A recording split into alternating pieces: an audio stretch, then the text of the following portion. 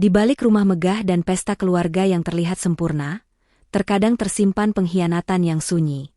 Ketika seorang wanita memilih diam demi menjaga martabat, ada harga mahal yang diam-diam sedang dipersiapkan oleh takdir.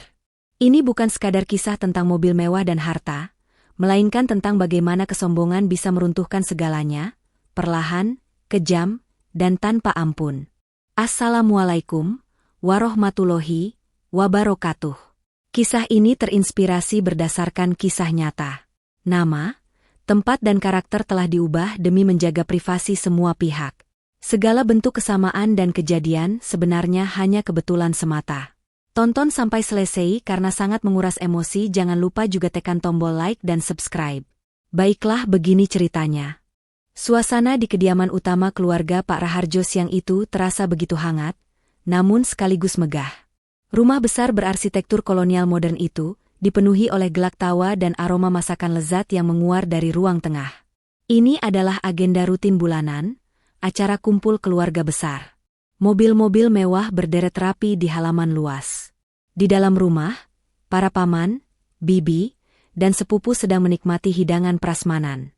Namun, di tengah kemeriahan itu, ada satu kursi yang masih kosong di meja utama, tepat di sebelah Hikam. Hikam duduk dengan santai di kursi jati berukir itu, sama sekali tidak terlihat gelisah menunggu istrinya yang belum datang.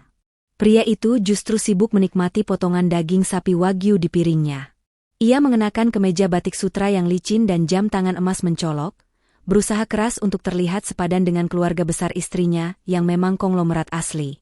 Hikam selalu merasa perlu membuktikan bahwa dirinya layak berada di sana. Meskipun semua orang tahu jabatannya hanyalah pemberian dari mertuanya, Pak Raharjo. Di luar pagar rumah yang menjulang tinggi, sebuah taksi biru tua berhenti perlahan. Hujan mulai turun rintik-rintik, membasahi aspal yang panas. Pintu taksi terbuka dan keluarlah Clara. A graceful Indonesian woman in her late 20s, with warm brown eyes, a soft, serene face framed by an elegant light pastel blue hijab, wearing a modest yet expensive flowing gamis, tampak sedikit kewalahan. Ia harus merogoh tasnya untuk membayar ongkos tunai lalu bergegas keluar, sambil menutupi kepalanya dengan ujung tas agar jilbab pastelnya tidak basah kuyup. Tidak ada sopir pribadi yang membukakan pintu. Clara berlari kecil melintasi halaman luas menuju beranda, melewati deretan mobil-mobil mewah milik keluarganya sendiri. Napasnya sedikit terengah saat tiba di depan pintu utama. Ia merapikan pakaiannya sejenak, mengusap titik-titik air hujan di bahunya, lalu menarik napas panjang untuk menenangkan diri sebelum masuk ke dalam. Ketika Clara melangkah masuk ruang tengah, keheningan menyapa sejenak. Mata semua orang tertuju padanya.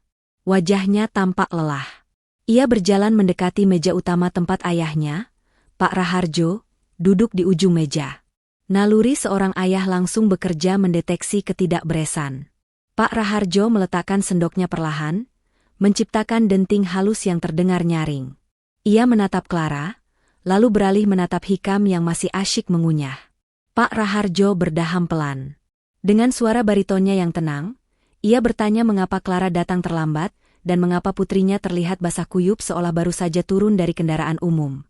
Ia bertanya dengan nada heran tentang keberadaan mobil Hyundai Palisade terbaru yang ia kirimkan minggu lalu. Clara terdiam, tidak ingin mempermalukan suaminya. Namun, belum sempat satu kata pun keluar, Hikam sudah memotong pembicaraan itu.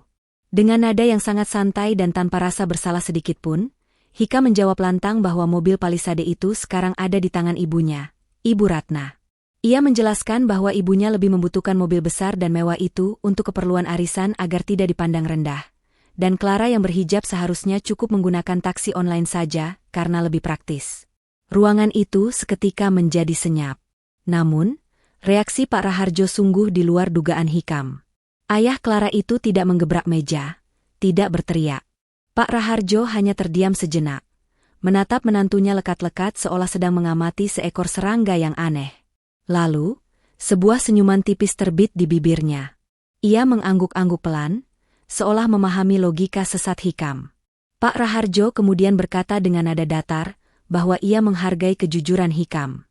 Hikam yang merasa tanggapan mertuanya itu sebagai tanda persetujuan tersenyum lebar penuh kemenangan.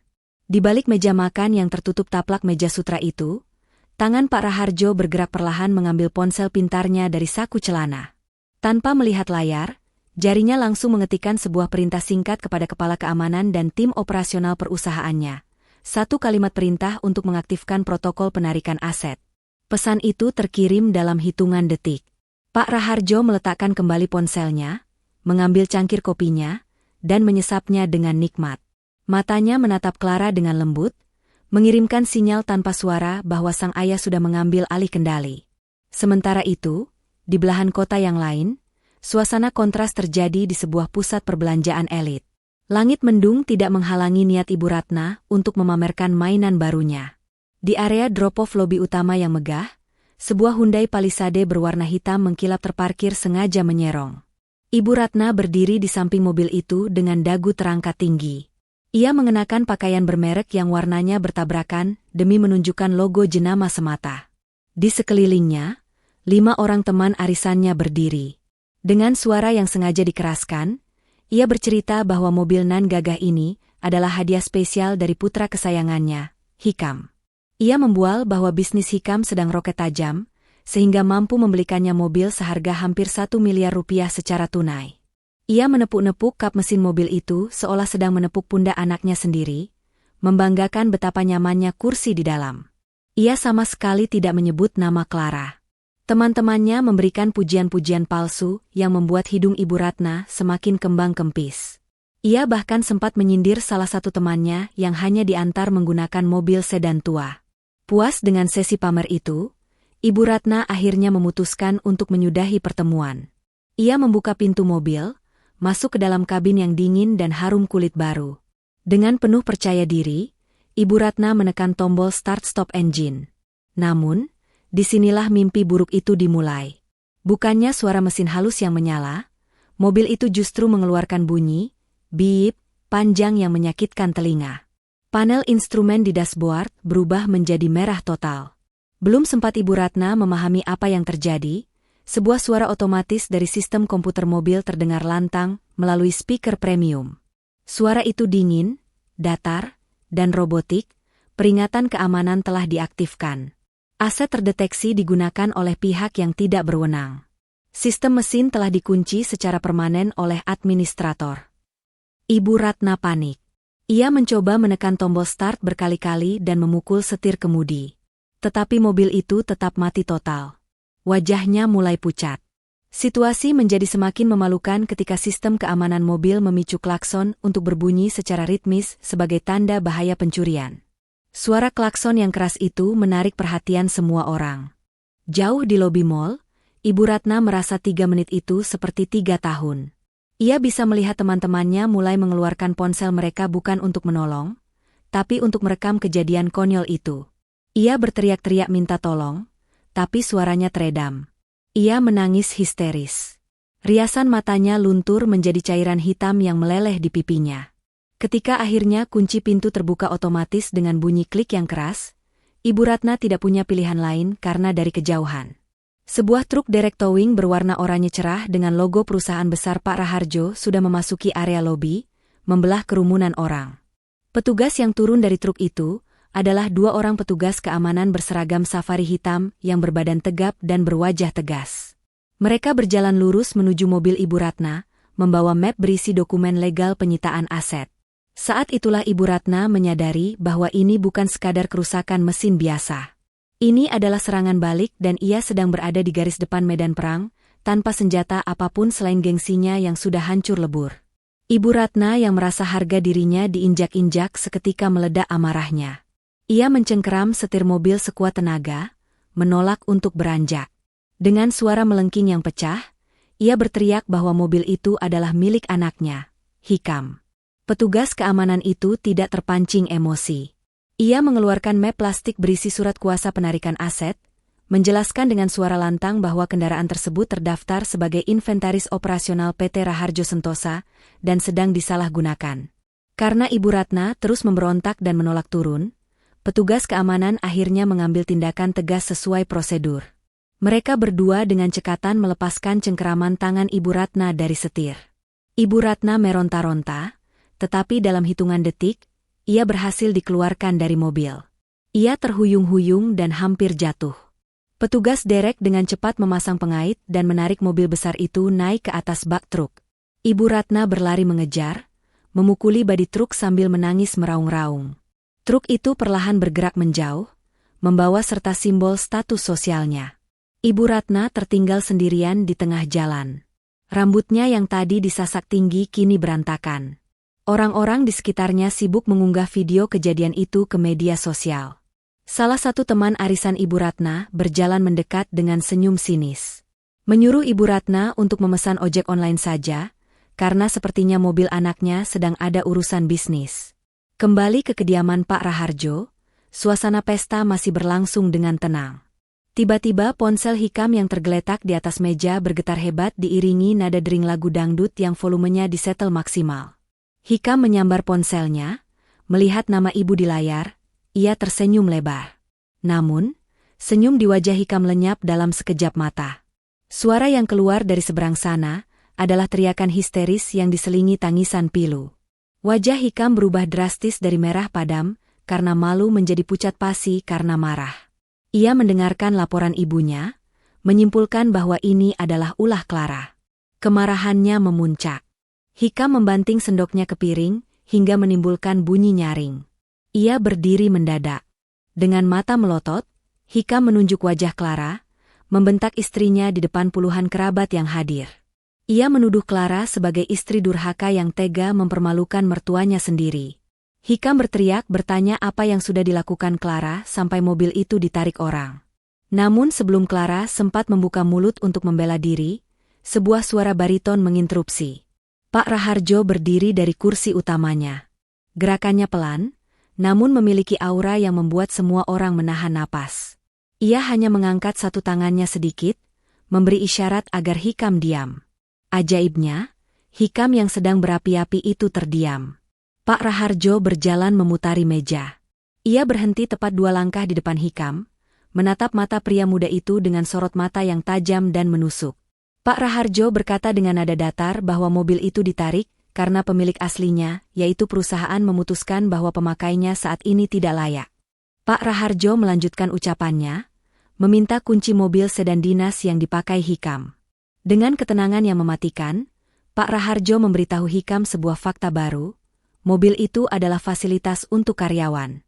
Dan karena per jam 5 sore hari ini nama Hikam sudah dicoret dari daftar karyawan perusahaan karena pelanggaran etika berat dan penyalahgunaan aset, maka Hikam tidak lagi berhak atas mobil tersebut. Berita pemecatan itu disampaikan begitu saja. Darah di wajah Hikam seolah tersedot habis. Kakinya lemas. Ia dipecat di depan semua keluarga istrinya. Pak Raharjo mengulurkan tangannya, meminta kunci. Dengan tangan gemetar, Hikam merogoh saku dan menyerahkan kunci mobil sedan itu. Rasanya seperti menyerahkan nyawanya sendiri. Tanpa mobil itu dan tanpa pekerjaan, ia bukanlah siapa-siapa. Namun penghinaan itu belum selesai. Pak Raharjo merogoh saku batiknya sendiri, mengeluarkan selembar uang kertas Rp100.000 berwarna merah. Ia melipat uang itu dengan rapi lalu menyelipkannya ke dalam saku kemeja batik sutra Hikam. Pak Raharjo menepuk saku itu pelan lalu berbisik, namun cukup keras untuk didengar orang di sekelilingnya, uang itu adalah ongkos untuk naik ojek. Karena taksi premium terlalu mahal, dan Hikam harus mulai belajar berhemat, seperti yang kau katakan tadi soal Clara. Pak Raharjo kemudian memberi kode mata kepada kepala keamanan rumah. 2 orang satpam rumah yang bertubuh kekar mendekat, berdiri mengapit Hikam. Hikam menatap Clara untuk terakhir kalinya, berharap istrinya akan membelanya, tapi Clara sudah membuang muka, sibuk menuangkan teh hangat untuk ibunya. Dengan langkah gontai dan harga diri yang hancur berkeping-keping, Hikam digiring keluar dari ruang makan yang megah itu. Hikam melangkah keluar dari pintu utama kediaman Pak Raharjo dengan perasaan campur aduk. Gerbang otomatis tertutup perlahan di belakang punggungnya. Langit yang sedari tadi mendung akhirnya menumpahkan isinya.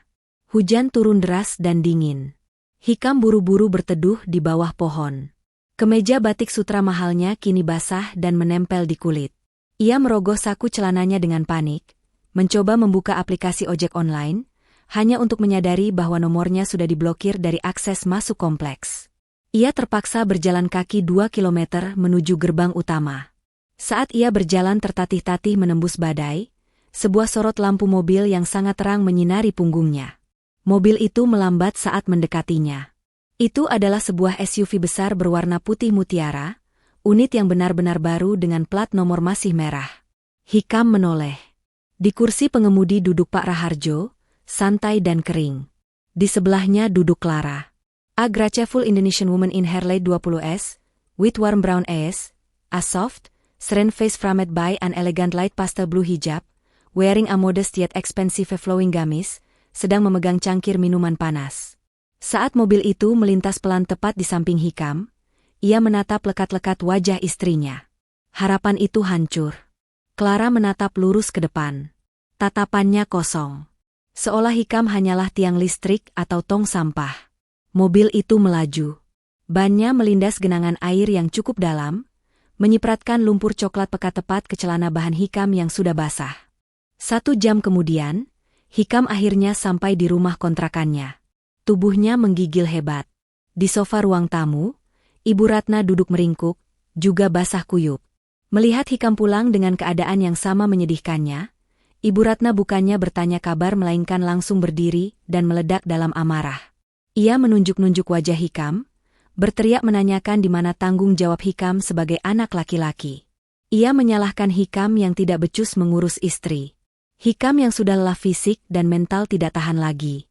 Ia melempar tas kerjanya ke lantai dan berteriak bahwa semua ini terjadi karena keserakahan ibunya yang ingin pamer. Ia mengatakan bahwa ia dipecat dan dipermalukan karena mulut ibunya. Pertengkaran itu baru terhenti ketika perut mereka berbunyi nyaring secara bersamaan. Hikam mencoba memesan makanan cepat saji. Ia menekan tombol pesan, memilih metode pembayaran kartu kredit.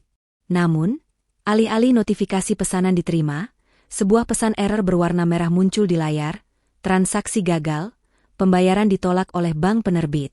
Ia mencoba kartu kedua, kartu platinum. Hasilnya sama. Keringat dingin mulai muncul di pelipisnya. Saat itulah realita menamparnya. Semua kartu itu adalah kartu tambahan yang induk rekeningnya adalah rekening gaji Clara. Hikam menatap Ibu Ratna dengan wajah pucat pasi, berkata terbata-bata bahwa semua kartu tidak bisa dipakai. Ibu Ratna menjerit frustrasi. Seolah penderitaan itu belum cukup lengkap. Tiba-tiba terdengar bunyi bip-bip-bip yang nyaring dan konstan dari arah meteran listrik di luar rumah, peringatan saldo token listrik yang sudah kritis. Bunyi cetek terdengar keras. Seketika itu juga seluruh lampu di rumah padam. Kegelapan total menyelimuti mereka. 1 minggu berlalu. Di tengah keputusasaan itu, datanglah seorang kurir pengadilan yang mengantarkan surat panggilan sidang. Clara resmi menggugat cerai. Hikam membaca surat gugatan itu dengan mata berbinar licik. Otak manipulatifnya melihat ini sebagai peluang emas menuntut harta gonogini. Dengan sisa uang terakhir, Hikam menyewa seorang pengacara murah. Hari persidangan tiba, suasana di pengadilan agama terasa kaku dan dingin. Hikam datang mengenakan kemeja terbaiknya yang tersisa, terlihat sedikit longgar karena berat badannya turun drastis. Ia duduk di kursi tergugat dengan wajah yang dibuat semiskin mungkin untuk memancing simpati hakim, namun matanya memancarkan keserakahan. Di sisi lain ruangan, pintu terbuka dan masuklah Clara. A graceful Indonesian woman in her late 20s, with warm brown eyes, a soft, serene face framed by an elegant light pastel blue hijab, wearing a modest yet expensive flowing gamis, yang kini terlihat bercahaya, tenang, dan memancarkan aura ketegasan. Clara didampingi oleh tim pengacara hukum keluarga terbaik di negeri ini. Ketika tiba giliran membahas harta bersama, pengacara Hikam langsung menyerang dengan tuntutan yang tidak masuk akal, meminta pembagian aset senilai miliaran rupiah. Namun, senyum kemenangan di wajah Hikam tidak bertahan lama. Pengacara utama Clara, seorang pria parubaya dengan tatapan setajam elang, berdiri dengan tenang. Ia tidak membantah, melainkan menyajikan bukti audit forensik keuangan rumah tangga selama 3 tahun pernikahan, tumpukan rekening koran dan tagihan kartu kredit yang tebalnya seperti batu bata. Pengacara itu memaparkan fakta yang mengejutkan, Hikam tidak pernah memberikan nafkah. Semua fasilitas mewah, liburan, dan biaya renovasi rumah ibunya dibayar menggunakan kartu kredit tambahan atas nama Clara. Pengacara itu menyajikan rekapitulasi total pengeluaran hedonisme Hikam dan ibunya yang mencapai angka fantastis 2,5 miliar rupiah. Ruang sidang mendadak hening. Clara kemudian angkat bicara. Dengan suara yang lembut namun tegas. Ia menyatakan di bawah sumpah bahwa ia tidak pernah memberikan izin penggunaan uang sebesar itu. Pengacara Clara kemudian mengajukan gugatan balik, meminta agar Hikam mengembalikan seluruh uang tersebut atau aset yang dibeli dengan uang itu akan disita. Palu hakim diketuk dengan suara yang menggelegar. Majelis hakim menolak seluruh tuntutan Gonogini Hikam. Lebih lanjut, hakim memutuskan bahwa Hikam terbukti memiliki kewajiban pengembalian dana, dan sebagai jaminannya, hakim memerintahkan penyitaan aset atas nama tergugat atau keluarganya yang terbukti dibeli dari aliran dana tersebut, termasuk rumah Ibu Ratna di kampung. Mendengar putusan itu, Ibu Ratna menjerit histeris dan jatuh pingsan di lantai pengadilan. 1 tahun telah berlalu sejak palu hakim diketuk. Hikam dan ibunya terdampar di sebuah petak kontrakan kumuh di pinggiran kota. Dinding kontrakan itu terbuat dari batu kasar yang belum diplester semen. Tidak ada lagi kasur pegas empuk. Hanya selembar tikar pandan tipis di atas lantai semen yang dingin. Cap hitam sebagai karyawan yang tidak jujur membuatnya ditolak mentah-mentah di semua perusahaan. Akhirnya demi bisa makan sesuap nasi, Hikam terpaksa membuang jauh-jauh gengsi setinggi langitnya. Ia bekerja serabutan di pasar induk kota sebagai kuli panggul harian. Setiap malam hingga dini hari, Hikam harus memanggul karung-karung beras, sayuran, dan bawang seberat 50 kg dari truk ekspedisi ke lapak pedagang. Punggungnya yang biasa bersandar nyaman di kursi ergonomis kantor kini lecet, memar, dan membungkuk menahan beban berat yang menyiksa tulang belakangnya. Kulitnya yang dulu bersih terawat, kini terbakar matahari, hitam legam. Kakinya hanya beralaskan sandal jepit tipis yang sudah putus disambung peniti, melangkah di atas beceknya pasar yang penuh sampah busuk. Ibu Ratna, wanita yang dulu selalu tampil memukau dengan perawatan kulit jutaan rupiah, kini tampak seperti orang yang sama sekali berbeda. Wajahnya kusam dan berminyak. Rambutnya seringkali lepek.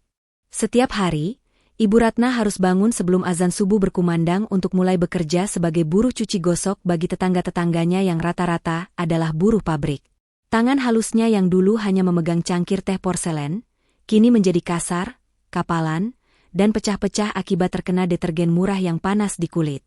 Seringkali ia menangis sendirian di kamar mandi umum saat sedang menyikat noda di baju orang lain, meratapi nasibnya yang harus menjadi pelayan bagi orang-orang yang status ekonominya dulu ia anggap rendahan. Di dalam petak sempit yang panas dan pengap itu, kasih sayang antara ibu dan anak telah menguap tanpa sisa, digantikan oleh rasa saling benci, tuduh-menuduh, dan penyesalan mendalam yang sudah terlambat untuk diperbaiki. 1 tahun telah berlalu. Siang itu, di sebuah restoran fine dining yang terletak di kawasan bisnis paling elit di Jakarta, suasana terasa begitu sejuk, tenang, dan elegan. Di salah satu meja terbaik di samping dinding kaca besar, duduklah Clara, a graceful Indonesian woman in her late 20s, with warm brown eyes, a soft, serene face framed by an elegant light pastel blue hijab, wearing a modest yet expensive flowing gamis, dan ayahnya, Pak Raharjo. Penampilan Clara kini jauh lebih mempesona dan berwibawa. Ia baru saja meresmikan pembukaan cabang kelima butik busana muslim miliknya. Pak Raharjo menatap putrinya dengan tatapan penuh kebanggaan. Mereka tertawa renyah bersama, merayakan kemenangan hidup yang sesungguhnya. Di tengah perbincangan hangat, pandangan Clara tidak sengaja terarah keluar jendela kaca raksasa. Kaca itu tebal dan kedap suara, memisahkan dua dunia yang bertolak belakang. Di trotoar jalan raya di depan restoran, Clara melihat sedikit keributan kecil. Seorang tukang parkir liar dengan rompi oranye yang sudah kusam dan penuh noda oli, sedang dimaki-maki habis-habisan oleh pemilik mobil mewah. Tukang parkir itu menunduk dalam-dalam, memohon ampun. Kulit tukang parkir itu hitam terbakar matahari, rambutnya gondrong tak terurus dan tubuhnya kurus kering. Mata Clara menyipit. Itu adalah Hikam. Mantan suaminya yang dulu selalu tampil necis. Kini berdiri di aspal panas tanpa alas kaki yang layak, menerima cacian demi uang receh 2.000 rupiah. Hati Clara berdesir, bukan karena cinta, melainkan rasa iba yang asing. Mata Clara kemudian beralih sedikit ke arah trotoar di seberang tempat Hikam berdiri. Di sana duduk bersimpuh seorang wanita tua dengan pakaian lusuh dan duster yang warnanya sudah pudar, menjajakan tisu bungkus kecil dengan wajah memelas. Itu adalah Ibu Ratna. Wanita yang dulu sombong kini harus menengadahkan tangan di pinggir jalan. Hikam yang baru saja selesai dimarahi pemilik mobil, menoleh ke arah bangunan restoran mewah itu. Matanya menembus kaca jendela yang bening dan langsung bertemu dengan mata Clara yang sedang menatapnya. Hikam terpaku di tempatnya berdiri. Ia melihat mantan istrinya tampak begitu cantik, bersih, bercahaya, dan bahagia. Rasa malu, penyesalan yang teramat dalam, dan kehancuran harga diri menghantam dada Hikam. Ia melihat dengan jelas apa yang telah ia buang. Clara menatap mata Hikam yang berkaca-kaca itu selama beberapa detik. Tidak ada kemarahan, tidak ada dendam. Yang ada hanyalah tatapan datar dan tenang. Clara perlahan mengalihkan pandangannya, memutus kontak mata itu sepihak. Ia kembali menatap ayahnya, lalu dengan gerakan tangan yang anggun dan tegas, ia memanggil pelayan restoran. Ketika pelayan itu datang, Clara meminta untuk menutup tirai jendela tersebut karena sinar matahari terlalu silau. Pelayan itu mengangguk hormat dan perlahan menarik tali tirai. Kain tebal berwarna emas itu turun inci demi inci, perlahan-lahan menutupi pemandangan jalanan, memutus pandangan Hikam terhadap Clara, memisahkan cahaya terang di dalam restoran dengan panas terik yang menyiksa di luar sana. Tirai tertutup rapat, dan bagi Clara, buku masa lalunya pun ikut tertutup selamanya. 5 tahun bukanlah waktu yang singkat bagi roda nasib untuk berputar sepenuhnya. Di sebuah warung kopi sederhana yang berdinding papan kayu di pinggiran pasar induk, Hikam duduk termenung dengan tatapan kosong. Perhatian Hikam teralihkan ketika pemilik warung mengeraskan volume televisi tabung tua yang bertengger di atas rak berdebu. Siaran berita pagi sedang menayangkan liputan khusus tentang profil pengusaha wanita inspiratif yang sukses menembus pasar global. Jantung Hikam seakan berhenti berdetak saat melihat wajah yang muncul di layar kaca itu. Itu adalah Clara. Wanita itu terlihat begitu anggun, berwibawa, dan memancarkan aura kebahagiaan yang nyata. Clara sedang diwawancarai di halaman sebuah rumah mewah, dikelilingi oleh taman bunga yang indah.